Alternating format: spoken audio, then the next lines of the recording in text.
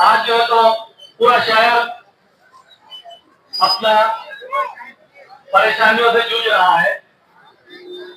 2014 में पूरे औरंगाबाद के मुसलमानों ने हैदराबाद की आई हुई पार्टी वाइट वाइज को साथ दिया, एक एमएलए दिया, एक एमपी दिया, फिर भी जो है तो आज शहर पानी के लिए तरस रहा है, सड़कों के लिए तरस रहा है, कोई डेवलपमेंट के काम नहीं है।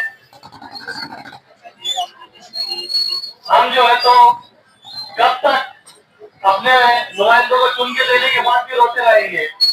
ये जो है तो प्राइवेट फैक्ट्रियों में बच्चों को, कुछ बच्चों को लगा के काम के ऊपर ऐसा एहसान जताते हैं कि जैसे इन्होंने जो है तो गवर्नमेंट जॉब लगा दी है, जबकि 10 साल रिश्तेदार में थे।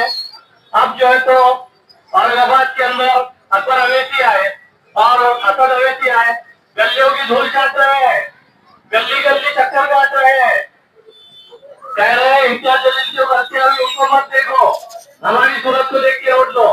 तो मैं इस स्टेज के माध्यम से अकबर अवेसी और असद अवेसी को यह पैगाम देता हूँ कि वो जो है तो कब तक माफी मांगेंगे, कब तक जो है तो आंसू बहाएंगे मगरमच्छ के। हमारे अबरार भाई ने बहुत अच्छी बात कही कि हमारे बाकी खासदार साहब को जो है तो उनकी अम्मी की याद आ गई और जो है तो बड़ा इमोशनल कार्ड चला जा रहा है, वो स्टेज पे रो रहे हैं बड़े आंसू बहा के। उनको उनकी हार नजर आ रही है क्योंकि उन्होंने कौम का काम नहीं किया, क्योंकि उन्होंने कौम की हमदर्दी नहीं की, क्योंकि उन्होंने कौम को जो है तो जेलों से नहीं छोड़ाया। किरारपुरे का जब मामला हुआ, जब जो है तो पुलिस ने अपने नौजवान बच्चों को टारगेट किया, उस वक्त इन्होंने नेशनल मीडिया पे आके ये बताया कि जो है तो बटन फिल्मों ने हमला किया पुलिस पे और वहाँ पे कोई हिंदू नहीं था, जिसकी वजह से हिंदू बच गए और मुसलमान जेलों में रमजान के महीने में चले गए। उसके बाद जो है तो हम लोग वहाँ पे भी नहीं रुके, बड़े गाँव के मामले में वैसी खादियानों को जो है तो वकील लगा के दिए और इम्फाल में कोई वकील जो है तो उनका केस नहीं लग रहा था, मगर हमारे प्यारे खासदार इम्तियाज जलील ने खादियानों को वकील लगा के उनकी मदद की और जो है तो मुसलमानों को छोड़ दिया। कभी मंदिरों में घंटे हो जाते हैं, कभी गुरुद्वारों में जाते हैं, जो है तो मुसलमान भावना चुन के जो है दूसरे समाज के पैरों में गिरते हैं। आदर्श बैंक के घोटाले के लोगों को इतना भरोसा था कि वो कह रहे थे कि 1.25 लाख वोट मेरी जेब में है और मैं वन साइड खासदार चुन के आऊंगा। इस कदर अल्लाह ने उनको मुंह के बल गिराया। उनके जो शिरकिया अल्फाज थे, उनके जो शिरकिया काम थे, जो मंदिरों को और जो तो गुरुद्वारों को उन्होंने जो तो फंड दिया, मगर कभी कोई खबरस्तान नहीं दिया मुसलमानों को, कोई मस्जिद के काम में नहीं आए। और फिर जो तो जब इलेक्शन आता है तो हरा चोला पेड़ लेते हैं। जालना रोड पे अगर दी जाए तो वहाँ पे उनके बोर्ड पे ना असद अवेसी की फोटो होती है, ना इम्तियाज जलील सिंगल फोटो लगा के हिंदू के वोट लेने के लिए ये कहते हैं अकबर अवेसी कि पूरे मराठवाड़े के मुसलमान जो है तो मराठा मुसलमान है। मैंने उनको ये पैगाम दिया कि आप मराठा होंगे, आपके वालिद मराठा होंगे, आपके भाई मराठा होंगे, हम प्योर मुसलमान और मुसलमान ही रहेंगे इंशाल्लाह। दूसरी बात मैं ये बताता हूँ कि जब से 2014 में एमआईएम यहाँ पे आई है, पूर्व विधानसभा से अतुल सावे जो है तो चुन के आ रहे हैं, बीजेपी की सीट चुन के आ रही है जो कभी औरंगाबाद से चुन के नहीं आती थी। ये अतुल सावे वही अतुल सावे है जो मोहेश्वर सावे का बेटा है, जिसका बाबरी मस्जिद शहादत में बहुत बड़ा हाथ था। वहाँ की ईटें लाके इन लोगों ने बाथरूमों में लगाई है, टॉयलेटों में लगाई है और वो बड़ा फख्र महसूस करते हैं। ऐसे लोगों को जो है तो ताकत दी गई है, ऐसे लोगों को चुना के लाने का काम करते हैं। हम जो है तो 2014 में मैंने इलेक्शन लड़ा, 2019 में लड़ा, मैं 2007 से जो है तो हम की खिदमत करता हूँ। मैं बीएसपी का विधानसभा अध्यक्ष रह चुका हूँ, मैं पार्टी का जिला अध्यक्ष रह चुका हूँ और ये टाइम पे आके ये बाद में आके ये बताते हैं कि ये वो डिवाइड करने के लिए लड़ रहे हैं। जब हम सियासत करेंगे तो हम इलेक्शन ही लड़ेंगे। हम जो है तो हमारा हक इलेक्शन लड़ना, बाबा साहब अम्बेडकर ने हमको संविधान में यह दिया है कि हम इलेक्शन लड़े। और ये जो है तो बताते हैं कि तलवानी ने जो है तो जायसवाल के हक में बैठा, तो मैं आपको बता दूं कि जो है तो जायसवाल के भी जो है तो चुन के आने के बाद उनके लोगों को तकलीफ नहीं रहता है। तो इम्तियाज जलील ने जब चुन के आए तो मुसलमानों को जुल्म खाया, नजीम राना के ऊपर हमला किया, लौस भाई के ऊपर हमला किया, इरफान अंसारी और उनके वालिद पर हमला किया। इनके खिलाफ जो जाता है ये जो है तो गुंडागर्दी के ऊपर आते हैं, इनके जो है तो चिंगले पिंगले हमले करते हैं। मैं उनको ये बता दूं ये स्टेज के माध्यम से कि जो कमजोर होते हैं उन पर हमले करते आते हैं, जिनमें ताकत है उन पे हमला करके दिखाए, उनको उनकी अमल याद आ जाएंगी इंशाअल्लाह। आज मैं आप लोगों को ये बताना चाहता हूँ कि औरंगाबाद में आज जो एमएलए के इलेक्शन इन्होंने रखे हैं और जो भी चालू है, अब मैं तो ऐसा हूँ गंवार आदमी हूँ और अपने शहर के तुम्हारे जैसे काम करने वाला आदमी, मैं ये बताना चाहता हूँ कि अगर तुमको कौम की इतनी फिक्र है, कौम को अगर तुम्हारी इतनी जरूरत है, कौम को ने तुम्हारा चुन के दी हमेशा ही इम्तियाज जलील साहब से मैं उनके तरफ ये टारगेट कर रहा हूँ और हमारे डॉक्टर गफ्फर कादरी को मैं उनके साथ टारगेट कर रहा हूँ और अफसर खान को मैं ये बताना चाहता हूँ कि औरंगाबाद में तुम्हारा जिम्मेदार बना के दिए हमारे नौजवानों ने, बुजुर्गों ने। तो मेरे भाई लोग हर वक्त ये अपनी दाल पे रोटी खींचने का काम करते हैं। अरे तुमको इसकी कौम की फिक्र थी तो 5-5 10 जने तुम क्यों खड़े कर रहे, क्यों तुम इसकी फिक्र नहीं कर रहे? हमारे गांव के जो नौजवान है, बुजुर्ग है, इनके धंधेवाली की फिक्र करना चाहिए तुम लोगों ने। अरे तुमको हाजदार बनाए, तुमको आमदार बनाए, फिर तुम उसको होना मेरे को कुर्सी। अरे आदमी हमारे ईश्वर भैया जैसे आदमी को खड़े करके उन्होंने पीठ पे हाथ रख के तुमने डॉक्टर गफ्फर कादरी को क्या करती है? 1000 करोड़ के मालिक है, मगर मैं खड़े रहूंगा, 3 बार 4 बार टिकट मेरे कुछ दो, दूसरे को मत दो। हाँ, अरे कौन सी है तुम्हारे धंधे है, कितनी तुम्हारी भूख है? अरे बस करो, कौन के फिक्र करो। तुम खानदार है, तुम्हारा को MIDC तुम्हारे हाथ में है, मगर तुमने कई गरीब बच्चों को कहीं लिया के वहां पे कहीं ड्यूटी नहीं दिए, कहीं काम नहीं किए, फिर तुम बोलते मैं कैसा। अरे ऐसा नहीं चलता। कोई राशन कार्ड में देखो, कहीं हमारे को ऑफिस में जा रहे तुम्हारे क्या काम हुआ, 10 राशन कार्ड के बना दे सके तुमने, फिर भी मेरी कौम इम्तियाज जलील कर रही है। अरे आंखें खोलो भाई लोग, आंखें खोलो। बड़े बड़े हिसाब कराने में यही लोगों का हाथ है, हर चीज में यही लोगों का हाथ है, मगर तुम्हारे धंधे वाली की चीज को भी कर रही है। तुम्हारी कहीं ऐसा कोई ऐसा बीमार पड़ जा रहा है ना घाटी में, उसमें कहीं फिक्र नहीं है मेरे भाई लोग, कहीं फिक्र नहीं है इनको फिक्र है तो इनको सिर्फ कुर्सी की फिक्र है। हाँ, अरे कब तक ये भूख चलेगी? कम से कम मेरी माँ भाइयों की फिक्र करो, कम से कम मेरी माँ भाइयों को आपसे कहा डिलीवरी का हॉस्पिटल तुमने बनाना चाहिए था। आज हॉस्पिटल में जाके देखते हैं तो 25,000 रुपए मांग रही हो डिलीवरी के, 30,000 रुपए मांग रही हो डिलीवरी के। अरे आज घाटी में जाके देखो पूरी पेट फूल है। हाँ, आज जैसे तुम लोग रोड पे बैठे रहे ना, तो ऐसी डिलीवरी की माँ बहना मेरी वहां घाटी में बैठी हुई है रोड पे, वहां देखो जाके कम से कम। अरे इम्तियाज भाई, अरे डॉक्टर साहब, अरे यार यहाँ आओ, अरे मेरे को बहुत दर्द हो रहा है, मगर मेरे को यहाँ ले जाने वाला कोई नहीं है। तुमने ये नहीं बोलते वो डॉक्टर टीम को जाके वहां पे घाटी के टीम को कि तू इसके अंदर भेज बोला? हाँ, नहीं पूछे तुमने। ये मुद्दों की बात किसने करे, नहीं करे। तो मेरा ये जज्बात, मेरा कहूँ, कोई भी आएगा रास्ते का चलने वाला नबी के शान में गुस्ताखी करता तो अपने पावर में लेकर उसका कुछ भी उखाड़ सकते तुम। क्या काम किया तुम्हारे पीछे पब्लिक है? हाँ, अरे तुम्हारी पोजीशन नहीं है, एक दिन की पोजीशन के PI के सामने अगर तुम खड़े रहते वो PI तुमको इज्जत नहीं देता। क्या पावर है तुम्हारे काम का, क्या पावर है तुम्हारे काम का? ऐसा नहीं होता है। जब पब्लिक तुम्हारे पीछे है तो तुम प्रेशर में काम करो, मगर तुम्हारे कोई बोलने वाला नहीं है ना। पब्लिक मेरी है, मेरा काम, मेरी काम। अरे बाप रे, क्या चौधरी साहब की वो बोल वचन रहते, अरे क्या साहब के उनके बोल वचन रहते, मगर कभी पूछे है कि क्या तकलीफ है मेरे औरंगाबाद शहर को? गलियों में जाके देखो मेरे भाई लोग, नगर सेवक चुन के आ रहे, मगर गड्ढे खोले, नाली बह रही है, मगर वो काम दुआ को नहीं बोलती। अरे यार हमारे हाल ये हाल है। आज रईसा कॉलोनी का देखो, बड़े गाँव में कब्रस्तान नहीं है देखो, मगर फिक्र नहीं है तुम्हारे को। फिक्र है हम चुन के कहते तो भी आना, हम चुन के कहते तो भी आना, फिर भी मेरी कौम तुम्हारा पीछा कर रही, तुम्हारा पीछा कर रही। तुम पैसे दो मत दो, मगर वोट तुमको डाल रहे और तुम बीजेपी को चुना के जीतने का ये आप तुम्हारे रहते का चीटिंग करो और इधर से काम बना दो इनका।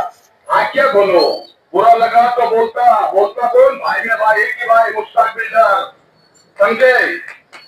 आपको बुरा लगा होगा भैया तो जज्बात है, बोलता हूँ तो बोलता हूँ, फिर खोल के बोलता हूँ। कोई गरीब आदमी को तुमने क्यों करे? अरे तुम जिम्मेदार थे ना यार औरंगाबाद शहर के, तुम्हारा काम था कि 5-50 कितने खड़े रहे, तुम आज कितने खड़े, मगर तुमने वहां पे खड़े रह के जिम्मेदारों ने बैठ के बोलना था। एक आधे गरीब आदमी को खड़े कर दो राणा भाई को, मैं तो इस तरह क्यों खड़ेगा तो और है जिम्मेदार काम वाले। अरे तुम्हारी ड्यूटी तुम्हारी क्या पढ़ने का तुम्हारे को साला कम किस पड़ रहा? हमेशा तुमको कम किस पड़ रहा? बच्चे की शादी लंदन में कराते तुम, मगर कोई बच्चे गाँव को तुमने 5 बजे जानों को खाना नहीं खिलाए। कब तक चलेगा मेरे भाई लोग? सुनो देखो, वोटिंग करो तो किसको करो? हमारे बहुत एकदम लाड़ के भाई एकता भाई, इनको मैं चाहूंगा तुम्हारे को कि टीपू सुल्तान की जो पार्टी आई हुई है इसको मदद करो और इंसान को परखो और वोट दो। चाहता हूँ भाई लोग, अल्लाह हाफिज। शाह भाई आपका बहुत बहुत शुक्रिया, आपके जज्बात अब इंशाल्लाह कुछ ईसा भाई के लिए रंग लाएंगे, ये उम्मीद है हमारे सभी भाइयों से। और अभी तो ऐसा कुछ वीडियो देखने में आया है कि बहुत इमोशनल अम्मी की याद आ रही, 2 बजे तक अम्मी जो है तो इंतजार करते थे टीवी पे, तो कैमरे में जो है ना वो, फिर उसके बाद जो है तो 2 बजे रात तक रहते कहाँ थे भाई? कौन से काम के काम करते थे आप? कहाँ रहते थे 2 बजे रात तक? फिर उसके बाद बोले कि मेरे को एमएलए में कोई इंटरेस्ट नहीं है, खड़े नहीं रहना है, मेरे को लाल बत्ती की गाड़ी होना, मैं टाए टाए जो मेरे को हराने के पीछे लगा हुआ है मैं उसके घर के सामने से जाऊंगा ऐसा भाई। तो वो पहले आपकी खासदार के टाइम टाई टाई पहले बता दिया उन्होंने, अब दूसरी बारी टाई टाई बजने की बारी है। बस मैं इतना ही बोलूंगा, इंशाल्लाह 20 तारीख को ईसा भाई को कामयाब बनाइए, ये आप लोगों से गुजारिश है।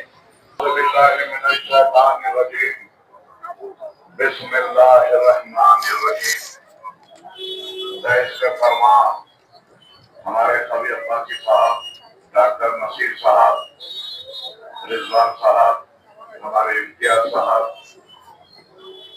साइड पे बैठे और नामालूम लोग, सामने बैठे दोस्तों और बुजुर्गों, नौजवानों, पर्दे के पीछे रह के सुनने वालों, मेरी माओ बहनों, अस्सलाम वालेकुम रहमतुल्लाहि व बरकातहू। ये इलेक्शन का दौर है, हर पॉलिटिकल पार्टियों के अंदाज आपके सामने है। कोई भीख मांगने आता है तो कोई हाथ फैलाता है तो कोई पाँव पड़ता है। सलाउद्दीन आज हिंदुस्तान के अंदर 2014 के अंदर मुसलमानों के चंद गद्दारों की वजह से हिंदुस्तान के अंदर बीजेपी इख्तिदार पर आई, मगर आज जब बीजेपी इख्तिदार पर आई तो मुसलमानों पे जुल्म के पहाड़ पड़ते चले गए। मगर आज हिंदुस्तान के अंदर हैवानियत का यह नंगा नाच चलता रहा। नौकरी के नाम पर मुसलमानों का कत्लेआम होता रहा, मासूम बच्चों की अजमत और रेजी लुटती रही और ये गद्दार तमाशा देखते रहे। मैं उन लोगों से, गद्दारों से पूछना चाहता हूँ, महाराष्ट्र के उन लोगों से पूछना चाहता हूँ, महाराष्ट्र के उन पॉलिटिकल पार्टियों से पूछना चाहता हूँ, हिंदुस्तान के पूरे पॉलिटिकल पार्टियों से पूछना चाहता हूँ, उस वक्त कहाँ मर गए थे ये जालिमों जब किसी मासूम बच्चे का कत्लेआम गौकशी के नाम पर हो रहा था, किसी बच्ची की इज्जत रेजी हो रही थी, वो सब गद्दार कहाँ गए थे?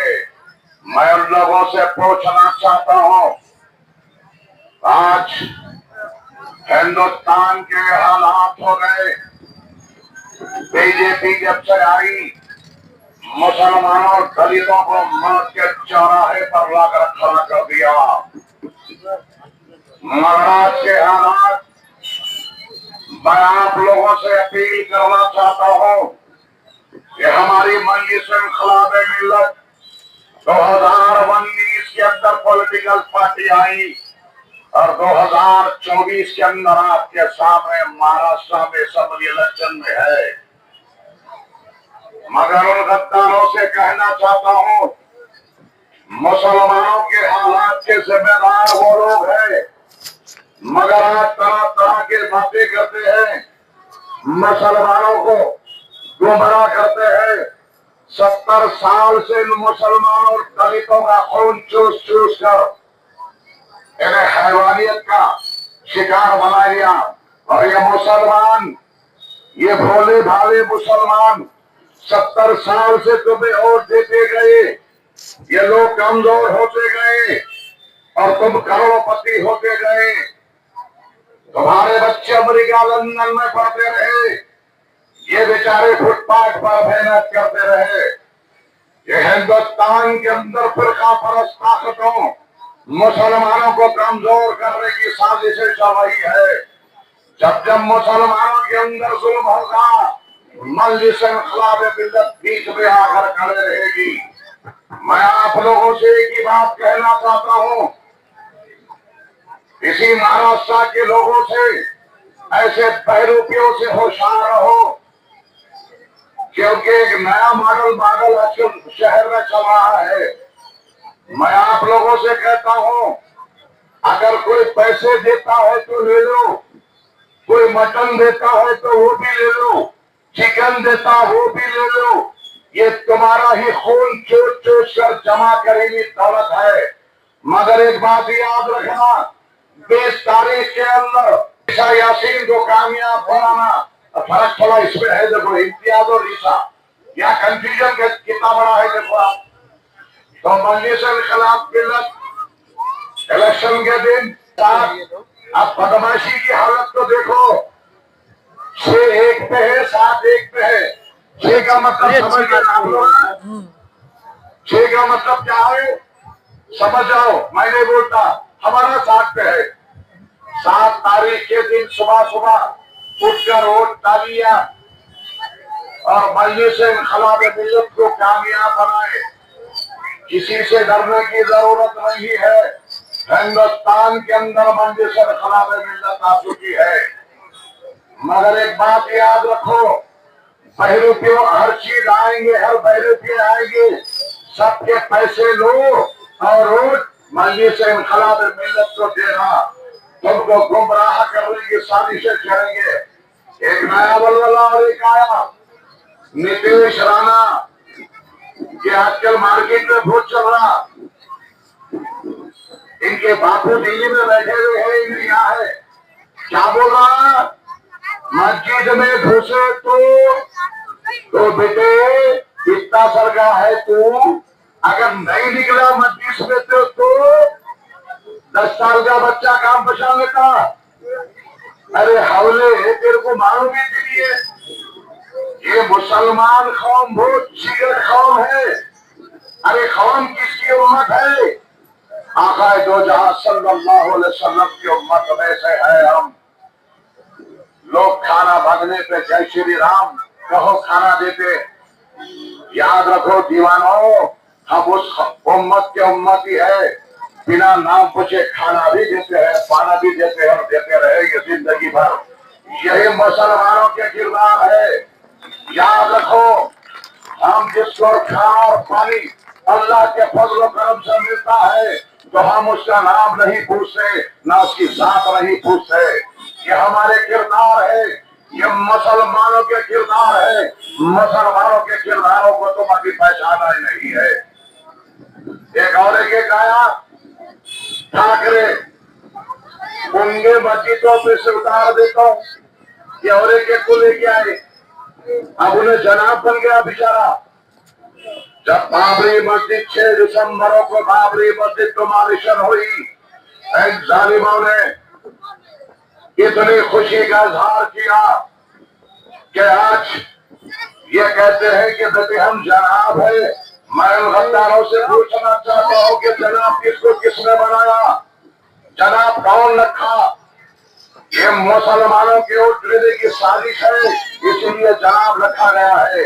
मैं उस ठाकरे से कहना चाहता हूँ, अगर बाबरी मस्जिद की शहादत पे अगर तुझे गम है या खुशी है, वो कह दे तो स्टेज पे आकर। अगर तुझे गम है बाबरी मस्जिद टूटने का, तो याद रख, फिर मैं तेरे साथ मजलिस इन्क़िलाब मिल्लत कहने से कहना लगाकर तेरे साथ चलूंगा। बोल स्टेज से अगर दम है तो, अगर तू ठाकरे है ना तो कह दे एक बार मर्द की आवाज, हम भी तैयार है, तेरे सुनने का इंतजार है। मगर ऐसे जनाब लगाकर मुसलमानों को गुमराह कर रही है, साजिश से चल रही है। मगर आपको बताऊं, एक वाकया आया है झारखंड के अंदर। याद रखो, झारखंड के अंदर वक्फ बोर्ड से एक नया फतवा आया, जब जुम्मे की नमाज होगी तो बोले इमाम साहब पहले ही हमको इत्तला देना कि जुम्मे के अंदर क्या बोलेंगे, कौन सा वजीफा पढ़ेंगे, कौन सी दुआ करेंगे। ये मुसलमानों की बर्बादी के साजिश है। मैं इन बहरूपियों से पूछना चाहता हूं, मेरे नौजवानों, देश के हालात इतने खराब है, आप लोगों तक नहीं पहुंच रहे हैं। मैं ये कहना चाहता हूं, मंगल इनकलाब मिल्लत यासीन को कामयाब बनाए। वो असेंबली में जाकर आपकी बातें कर रखता रहा। महाराष्ट्र के अंदर कहीं पानी की परेशानी है तो कहीं रोडों की परेशानी है, तो आपके जितने भी मसाइल होंगे वो ये लोग असेंबली में जाकर आपकी आवाज उठाएंगे। मगर सब में बड़ी परेशानी तो ये है, असेंबली में हमारा नुमाइंदा नहीं होता। मगर आज मुसलमानों के इम्तिहान का वक्त है, याद रखो। अगर आज आप लोग यासीन भाई को कामयाब करके अगर असेंबली के अंदर हो जाते हैं तो फिर याद रखो आपके काम पूरे होंगे, पानी की परेशानी हो जाएगी, महाराष्ट्र के अंदर झोपड़ों की परेशानी खत्म हो जाएगी। अगर मंजिल इनकलाब मिल्लत अगर महाराष्ट्र के अंदर आ गई, झोपड़ों को बर्खास्त कर देगी, उसके बाद हम सिंगल फ्लैट आरसीसी का बना कर देंगे।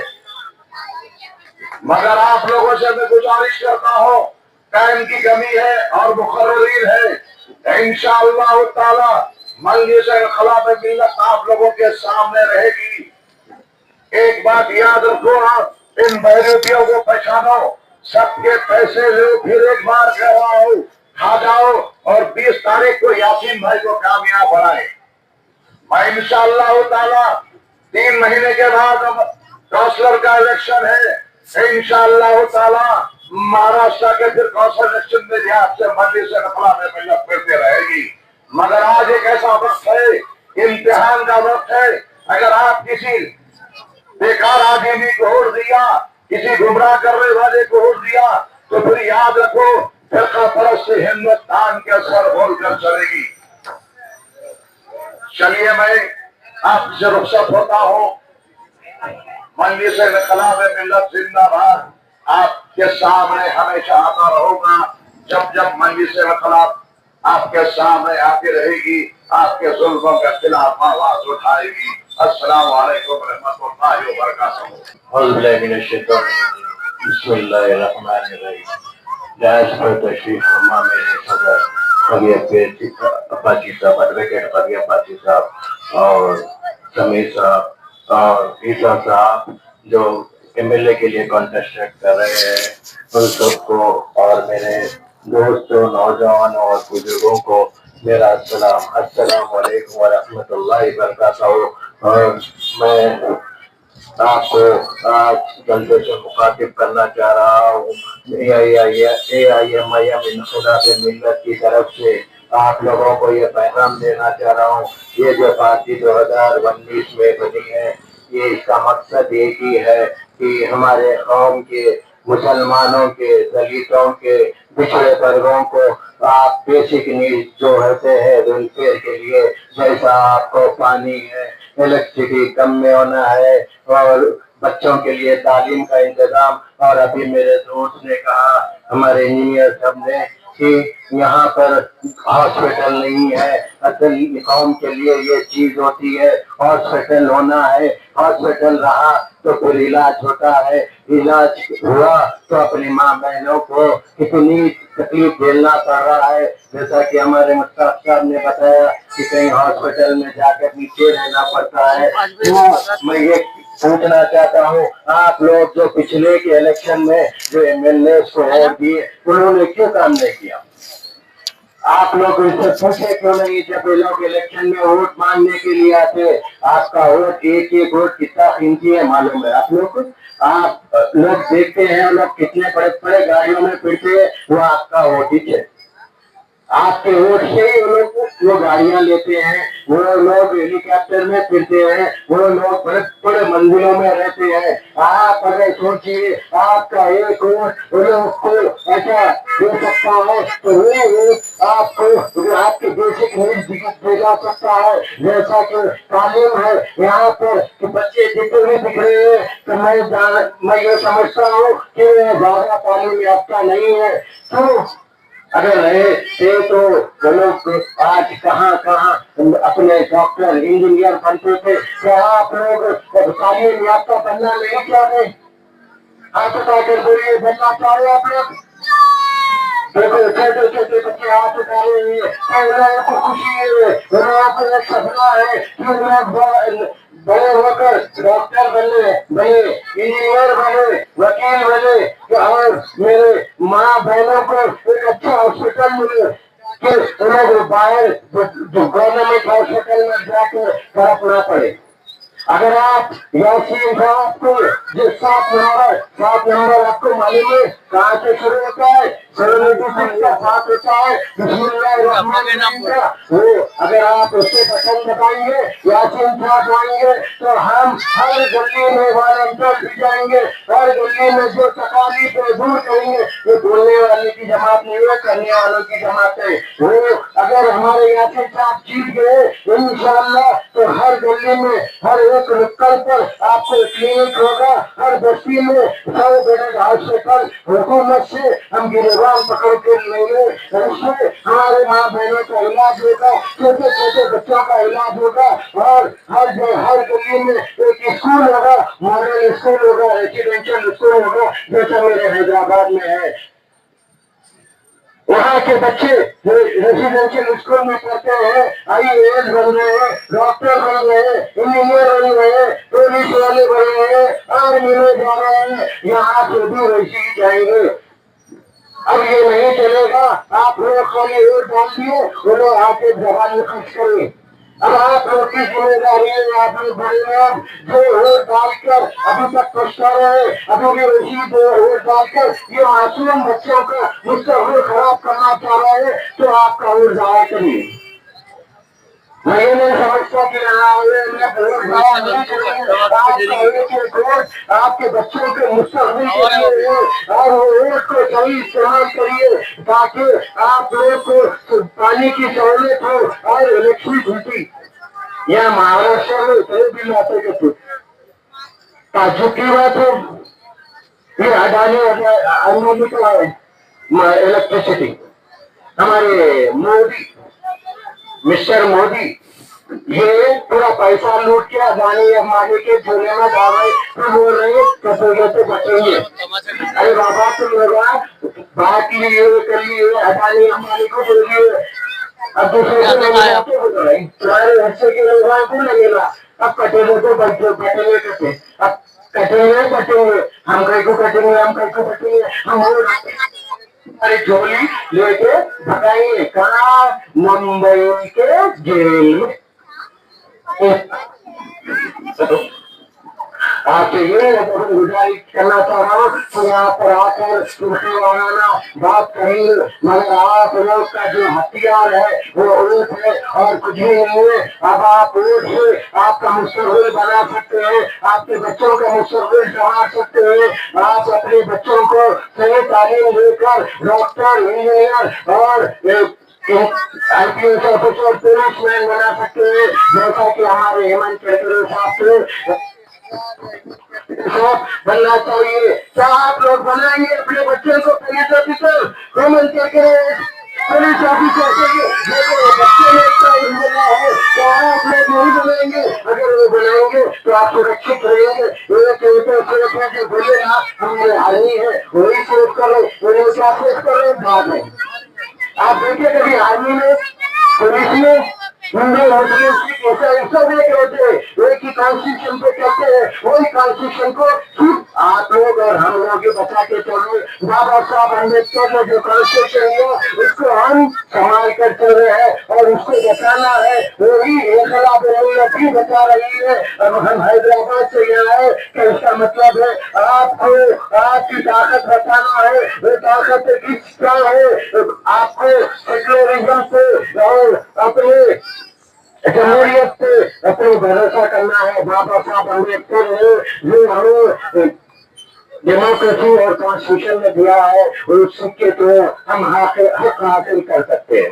ये लोग जो कॉन्स्टिट्यूशन को बदलना चाह रहे हैं, ये लोग आपको हमको मुसलमानों को हिंदुओं को डिवाइड करके एक राष्ट्र बनाना, हिंदू राष्ट्र बनाना चाह रहे। ये होता नहीं बाबा, ये हिंदुस्तान बच्चा तुम्हारा है, हमारा नहीं है। और इसकी खूबसूरती देखो, हमारे बुजुर्गों ने लड़कर अंग्रेजों को भगाकर और हिंदुस्तान को आजाद किया, जिसमें हिंदू मुस्लिम सिख ईसाई जो फिर आज दिल्ली पे जाकर देखिए कितने मुसलमान शहीद हैं, उनके नाम है, उनके किसी के नाम है जो आज अस्पताल पर आकर बैठे हुए ये लोग अंग्रेजों के गुलाम थे। और यही कॉन्स्टिट्यूशन की वजह से आज अस्पताल पर आ गए और जो शहीद हुए थे हिंदुस्तान के लिए उन्हें खुद गद्दार हो गए। अब गद्दार कौन है बाबा? गद्दार आप लोग है जो आज अस्पताल पे बैठे हुए हैं और इनको ऐसी मार पड़ी जो बाबरी मस्जिद को तोड़कर, अभी मेरे भाई ने बताया ईंट लाकर फला जगह लगाए और कितने बीमारियों में पड़ गए, हर घर में बीमारी लगी हुई। अब टूट गया कौन? उदय ठाकरे बेचारे बाला साहब को पूरे को तकलीफ दे रहा है तू है। उदय ठाकरे शिंदे आके पूरे को दे दिया, अब तो हो गए तुझे ये लोग जो नापाक साजिश करे बाबरी मस्जिद को तोड़ के सेक्युलरिज्म को एक धप्पा पहुंच जाए।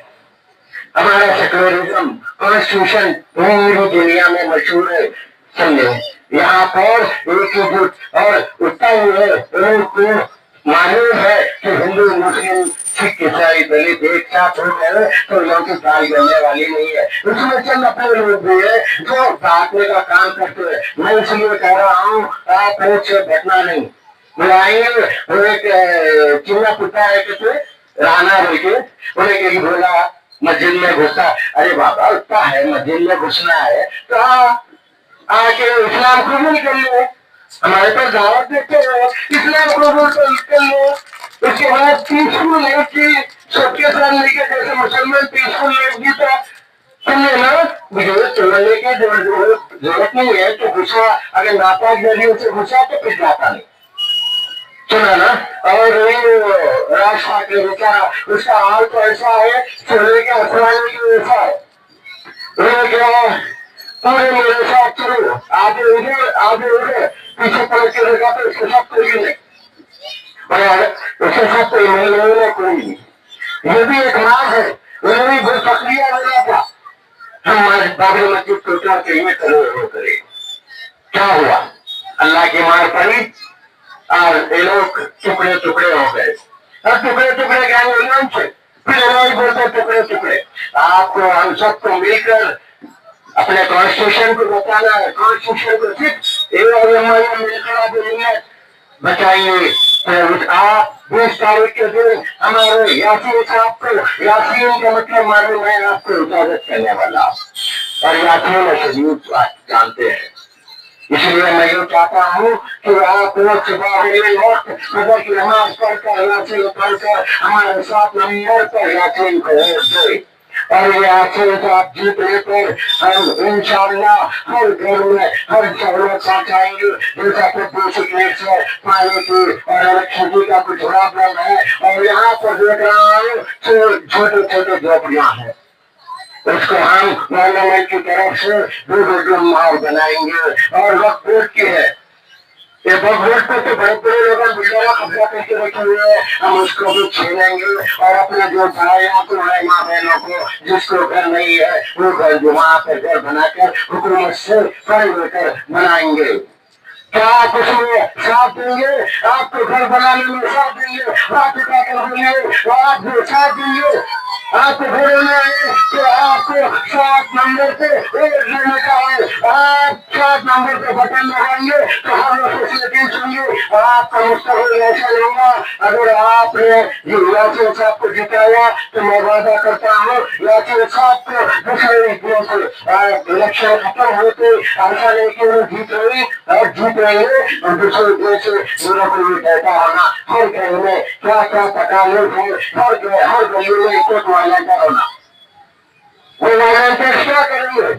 वो वॉलंटियर जैसा जमा करेंगे कितने बच्चे पढ़ रहे हैं किसी क्लास में और कुछ माँ बहन को हमारे क्या तकलीफ है उसका इलाज करेंगे। एनजीओ को पकड़ेंगे, हम एनजीओ लाएंगे और एनजीओ क्या रहेंगे? आपको दवाखाने का आपको जो जरासीम है उसका इलाज के लिए, और जो बच्चे नहीं पढ़ रहे हैं वो लोग को भी हम पढ़ाएंगे। और मैं यहाँ चाहता हूँ कितने पढ़े हुए बच्चे हैं, मैं सुन रहा था कि यहाँ पर गाइडेंस नहीं है। एक साहब जो एमएलए के लिए ठहरे हुए हैं, खैर मैं नाम नहीं लेना चाह रहा हूँ, उनके उस कॉलेज से मगर इंटर की फीस 25,000 की कई गुजारा। अल्लाह ताला तुम्हारे को दिया ना, उसमें मेरी नाशुक्री लियो, एग्जाम फीस लियो, आपके मेंटेनेंस के फीस लियो, कितनी होती था 5,000 25,000 ले ले। अगर वैसा रहेगा तो हम भी एक कोचिंग सेंटर्स खोलेंगे, बच्चों को यहाँ से पढ़ाएंगे सिर्फ उन लोग की फीस देकर। स्कॉलरशिप लेंगे, हुकूमत से गिरफ्तार पकड़ कर स्कॉलरशिप दिलाएंगे और बच्चों को आगे बढ़ाएंगे। यूपीएससी में जरूरी है, आईपीएससी में आईपीएस बनाने में, आईएएस बनाने में और वकील बनाने में वकील होना जरूरी है। मेरी बात को याद रखो, हर जगह एडवोकेट होना जरूरी है, आईपीएस आईएएस होना जरूरी है। आप लोग तो ऐसा ही गुमराह होंगे और गुमराह होते रहेंगे। इंशाअल्लाह यासीन साहब अगर जीत लेंगे और जीतने के बाद हम ये जोर से करेंगे इलेक्शन के बाद, और ये काम हम बेटा लेकर हर बच्चे के लिए, हर दवाखाने के लिए एक छोटा मॉडल क्लिनिक डालेंगे। आपसे यही गुजारिश कर रहा हूँ, बटना नहीं है।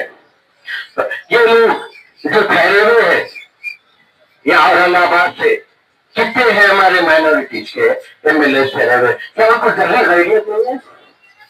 वो रामगिरी कहते सरकार की शान में गुस्ताखी करा, ये लोग जाके भूखा करना था सेक्रेटरी में, जब तक उसको गिरफ्तार करके जेल में ले जाएंगे हम वहां से नहीं हटते।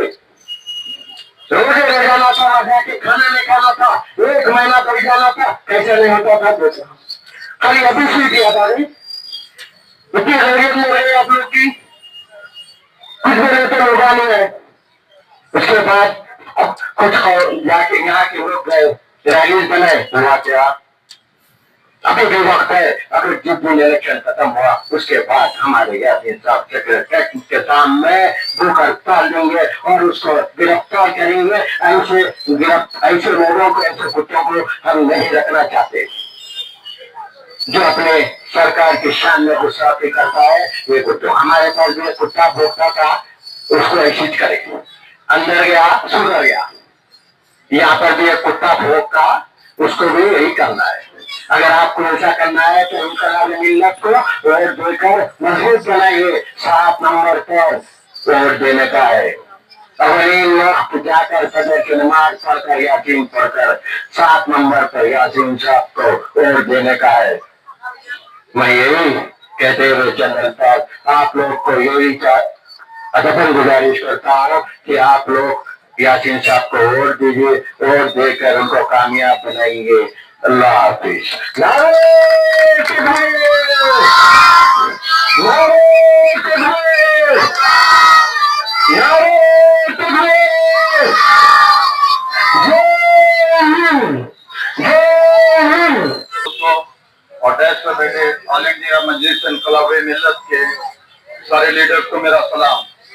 मैं पार्टी के बारे में थोड़ा बताना चाहता हूँ। ये पार्टी 2019 में बनाई गई थी क्योंकि मुल्क के हालात देखने के बाद, मुसलमानों के हालात देखने के बाद जनाब एडवोकेट अमीर खबरी अब्बासी साहब ने कई उलेमाओं से मशवरा करके ये फैसला लिया कि हमारे मुल्क में मुसलमानों को रिप्रेजेंट करने के लिए एक ऐसी पार्टी होना चाहिए जो साफ सुथरे लोगों को, जो पढ़े लिखे लोगों को उनका नुमाइंदा बनाए।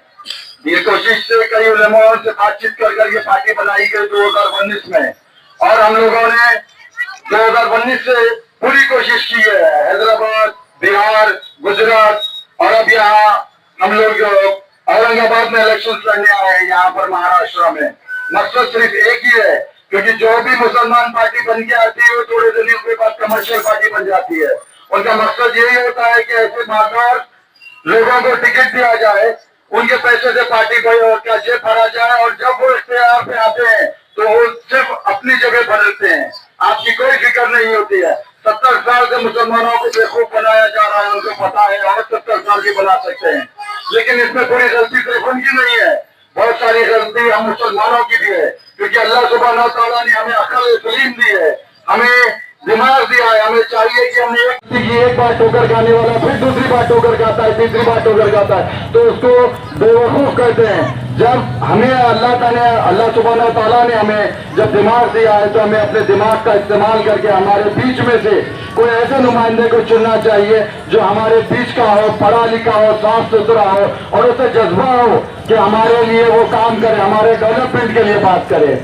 आज जहां भी देखते हो हिंदुस्तान में वहां सिर्फ यही चलता है, 80% को 20% से खतरा है, 20% को 80% से खतरा है। मुसलमान अपने वोट बेच रहे हैं, बस खतरे की, डर की राजनीति चल रही है। कोई ये बात नहीं कर रहा है कि हम आने पर मुसलमान हम तुम्हारे लिए रोटी, कपड़ा, मकान, मेडिसिन, मेडिकल व्यवस्था, एजुकेशन और आपके डेवलपमेंट के लिए बात करेंगे। कुछ नहीं चल रहा, बस यही चल रहा है। और ऐसा नहीं है कि हमारे बड़े बूढ़ों ने हमें इस आजादी के लिए कुर्बानी नहीं दी। मुझे एक शेर याद आता है राहत साहब का, यहाँ की मिट्टी में है शामिल खून हर किसी का, किसी के बाप का हिंदुस्तान थोड़ी है।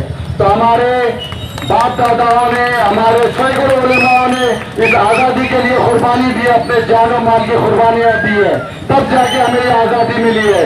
आज हमें कुछ हमारे खाने पे इनको परेशानी है, हमारे पीने पे परेशानी है, हमारे नमाज पढ़ने पे परेशानी है, हमारी हर वो चीज पे इनसे परेशानी है। क्यों? इसकी वजह क्या है? इसकी वजह हम हैं, क्योंकि हम जब तक ये गवर्नमेंट का हिस्सा नहीं बनेंगे तब तक हमारे लिए कोई डेवलपमेंट या कोई हमारे हक में बात करने वाला नहीं होगा। उनको पता है बस चंद वोटों के लिए ये कौम बिक जाएगी, चंद छोटे वादों के लिए हम बेवकूफ बन जाएंगे, क्योंकि ऐसे ही होते आ रहा है। मगर अब नहीं तो कभी नहीं, आप लोग कब समझोगे? आज आपके बीच एक हैदराबाद से पार्टी आई है, आकर हमने कई सारे नुमाइंदों के बीच में से हमें कई पैसों के ऑफर मिले थे। एक बंदे को ईसा यासीन को सेलेक्ट किया जो आपके बीच का बंदा है और आपकी खिदमत करने का जज्बा रखता है। तो हमने तो अपना फर्ज निभा दिया, और वो बंदा भी आगे बढ़ के अपना फर्ज निभा रहा है, कोशिश कर रहा है। माली तौर पे इतने जानदार नहीं है, मगर कोशिश यही है कि आपके बीच में से आपके लिए खिदमत करेंगे, खिदमत का जज्बा लेके बंदा आ रहा है। अब ये आपका फर्ज बनता है कि 20 नवंबर को सिर्फ छुट्टी ना समझे, ये न बोले कि बेगम आज छुट्टी का दिन है बिरयानी बनाओ, बेगम आज छुट्टी का दिन है नारी बनाओ, ऐसा नहीं, वो बिल्कुल बनाइए, लेकिन अलग सुबह उठिए, जाइए, अपने वोट का इस्तेमाल कीजिए। बहुत सारे लोग ये भी समझते हैं कि मेरे वोट से क्या होगा। कई ऐसी सीटें जहाँ 1 वोट, 2 वोट, 10 वोट से आदमी हार जाता है। तो आपका ये फर्ज बनता है कि जैसे हमारी पार्टी ने अपना फर्ज निभाया और ये कैंडिडेट अपना फर्ज निभा रहा है, आप अपना फर्ज निभाइए। 20 तारीख को ये महीने की आप भले सुबह उठकर अपना वोट दीजिए। उसके बाद जब हमारी पार्टी का कैंडिडेट जीत के आएगा तो 24 घंटे आपके बीच रहेगा, और 24 घंटे आप आधी रात के बिल के घर पे धक्का मार के जाके मिल सकते हैं। ऐसा नहीं कि ये इलेक्शन जीते और ये बादशाह बन गया और आप गुलाम बन गए, ऐसा बिल्कुल भी नहीं होगा। हमारी पार्टी बिल्कुल आपके बीच आएगी, जायजा लेगी कि ये क्या काम कर रहे हैं, क्या परेशानियां है। 24 घंटे आपके लिए काम करेंगे, हमारी पार्टी का आपसे वादा है। हम अपना फर्ज निभा रहे हैं, 20 तारीख के दिन आप अपना फर्ज निभाइए। बस मैं शुक्रिया अदा करता हूँ आप सबका। और अगले मुखातिब जनाब M A Khabi Abbasi, high court advocate Telangana, और इस पार्टी के फाउंडर और सदर एमए खबी अब्बासी। बिस्मिल्लाहिर्रहमानिर्रहीम।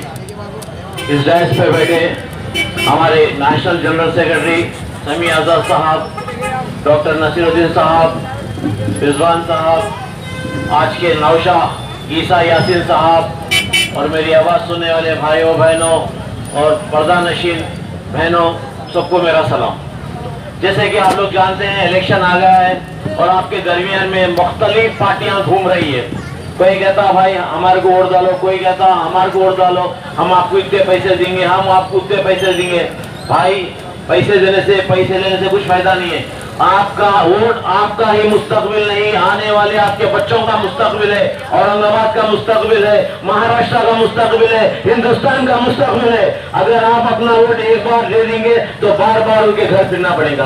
आप अपना वोट सही आदमी को दीजिए और उसको जिताइए, उससे काम लीजिए।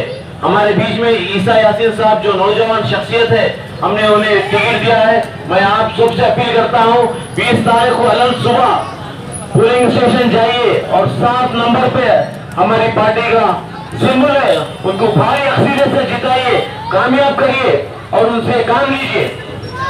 अब यहाँ पर 2 पार्टी आ रहे हैं, एक है AIMIM, दूसरा है AIMIM। वो 6 पे है या 7 पे? अब 6 बोले तो आपको मालूम है 6 6 6। अब वो 6 को डालना नहीं है, अब 7 को डालना है भाई। 6 का वक्त खत्म होगा। पतंग बहुत उड़ा लिए, पतंग बेमान होती है, पतंग करते दूसरे की हो जाती, पतंग करते दूसरे की हो जाती, इसी तरह जीतते दूसरों के हो जाते। पतंग को फाड़िए, उसके हत्थे तोड़िए और इनका लिफाफा बना के जेब में रख लीजिए। तो लिफाफे में पैसे तो भी रख सकते आप, तो आपका फर्ज बनता एक बार इनको मौका दीजिए, एक बार इनको मौका दीजिए। यहाँ पर 2 शेरवानियां फिर रहे हैं, आप लोगों को मालूम है, एक बड़ी शेरवानी है, छोटी शेरवानी। छोटी शेरवानी क्या करती, क्या बोली आप लोगों को पता है? या अवैसी मदद या दारुसलाम मदद, नाउज़ुबिल्लाह, शिर्क कर दिया उन्होंने, शिर्क कर दिए, इस्लाम से खारिज हो गए। मैं यहाँ के मुफ्तियों से ये सवाल करता हूँ, मैं पूछता हूँ, क्या इनके लिए कोई फतवा नहीं है? क्या खाली वोटों के लिए फतवा है? ये इस्लाम से खारिज हो चुके हैं, ये अल्लाह की शान में गुस्ताखी कर लिए। ऐसे आदमी की पार्टी को वोट डालना चाहिए क्या? सोच लीजिए आप, ये खारिज हो चुके हैं। आपका फर्ज बनता 20 तारीख के दिन अपना वोट, कीमती वोट ईसा यासीन को डालिए और भारी अक्सरियत से जिताइए। बीजेपी के बारे में तो आपको मालूम है, मेरे को बोलने की जरूरत नहीं है। मॉब लिंचिंग से लेके जिहाद बोल के, टेररिस्ट बोल के, हमारे पर्दे से परेशानी, हमारी शेरवानी से परेशानी, हमारे मस्जिद से परेशानी, हुजूर की शान में गुस्ताखी करते। अगर आप अपना वोट डिवाइड करेंगे, एक बीएसपी को, एक कांग्रेस को, एक एसपी को, एक फलाना को, तो डायरेक्टली और इनडायरेक्टली बीजेपी की मदद हुई। बीजेपी को वोट मिलना क्या है? हुजूर की शान में गुस्ताखी करने वाले को वोट मिलने के बराबर है। ये जहन में बिठा लीजिए। आप अपना कीमती वोट डिवाइड मत कीजिए, आप अपना वोट कीमती वोट डिवाइड मत कीजिए। एक पार्टी को चुनिए, एक नौजवान शख्स को चुनिए। इससे पहले से बहुत पार्टियां थी, क्या करे आपके लिए बताइए आप मेरे को, क्या करे आप लोगों के लिए?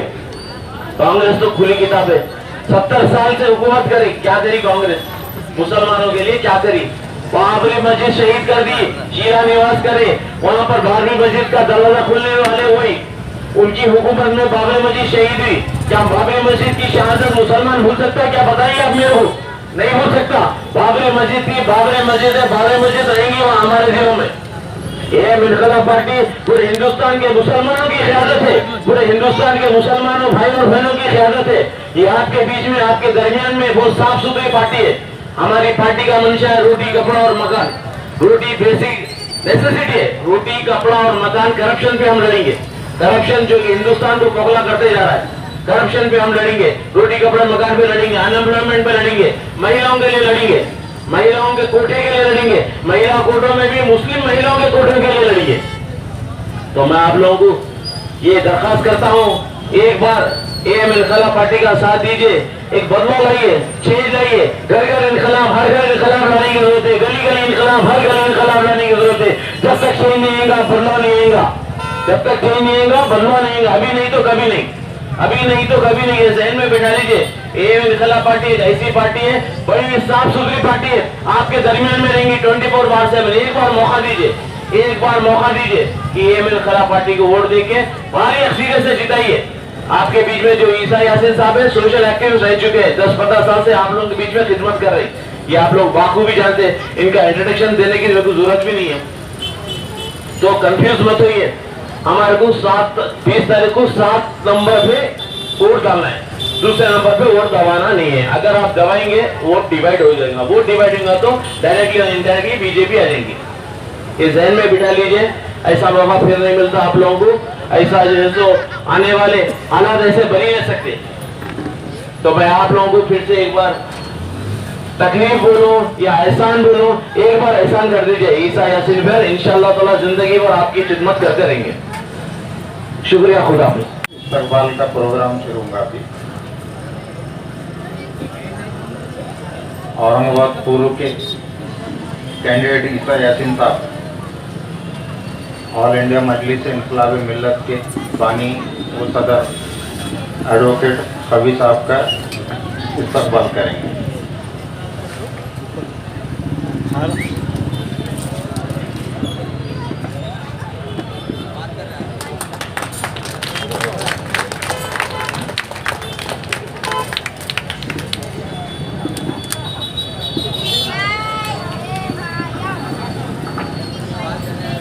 मैं नदीम राना साहब से इल्तिजा करता हूँ कि वो सभी साहब का जो है तो इस्तेमाल करें हाथ मिलाकर। नदीम राना साहब हमारे मध्य के कैंडिडेट, ऑल इंडिया मजलिस इनकलाब मिल्लत, हम उनका शुक्रिया अदा करते हैं कि उन्होंने हमें टिकट दे के मौका दिया और हम इंशाअल्लाह उनकी और तमाम जनता की जो है तो उम्मीदों पे खड़े उतरने की कोशिश करेंगे। समी आजाद साहब का नदीम राना साहब इस्तेमाल कर रहे हैं, तालियों की इल्तिजा है।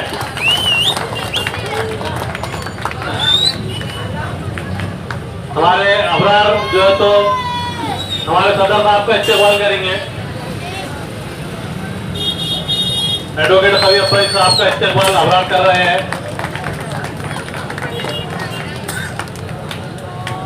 मुस्तफा ईसा डॉक्टर साहब का इस्तेमाल करिए, डॉक्टर नसीर साहब का। मुश्ताक बिल्डर से मैं रिक्वेस्ट करता हूँ कि वो आके रिजवान भाई का इस्तेमाल करें। मुश्ताक बिल्डर हमारे मोंडे की आन बान शान, नौजवानों के दिलों की धड़कन, मुश्ताक बिल्डर।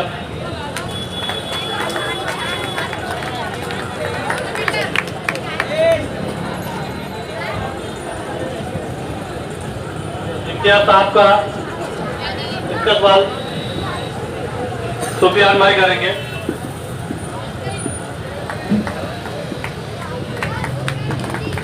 अबरार भाई मुश्ताक बिल्डर का इस्तेमाल करिए। मुश्ताक बिल्डर का अबरार शिफ्ट कर रहे हैं इस्तेमाल।